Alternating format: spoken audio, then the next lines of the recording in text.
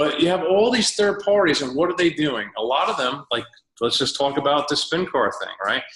Well, that's where I was trying to go. Thanks, Jeffrey. He baited you on it. So they come out and they say that, oh, we removed that.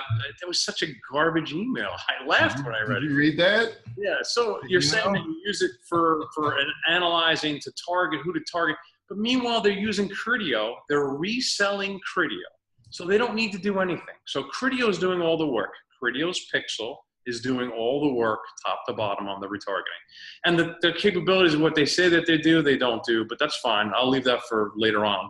But there's no reason to have an Exilate Pixel fire as a subscript, meaning fire in the initial script, the spin car script, and then they hit it in their own script.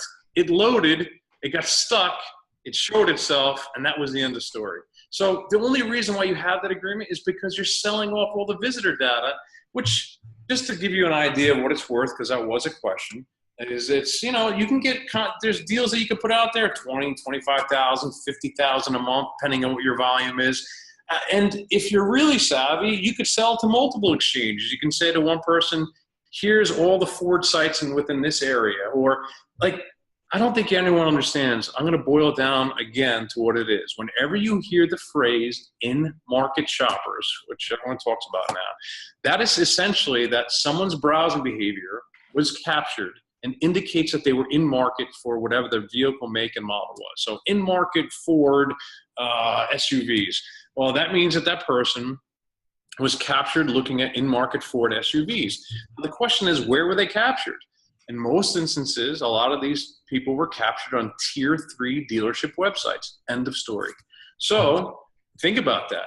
All these segments are being sold. The real people like the Oracles and all the above of the world, which who knows where they get the data from or don't. I'm not making any, I'm not casting any suspicion or any of the above. But how is a sausage made? Well, a lot of these people have these scripts running in these dealership websites. They capture it.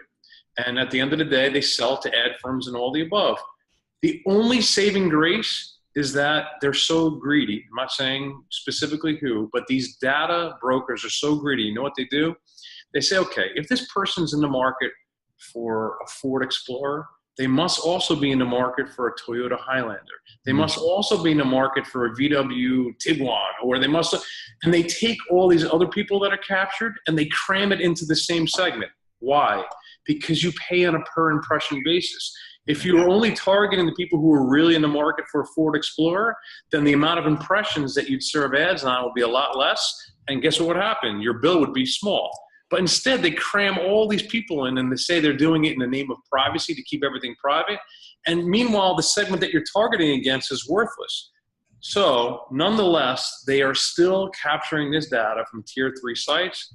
And those who really know how to segment out who's who and what's what and target against it. I mean, that's what we do on scale.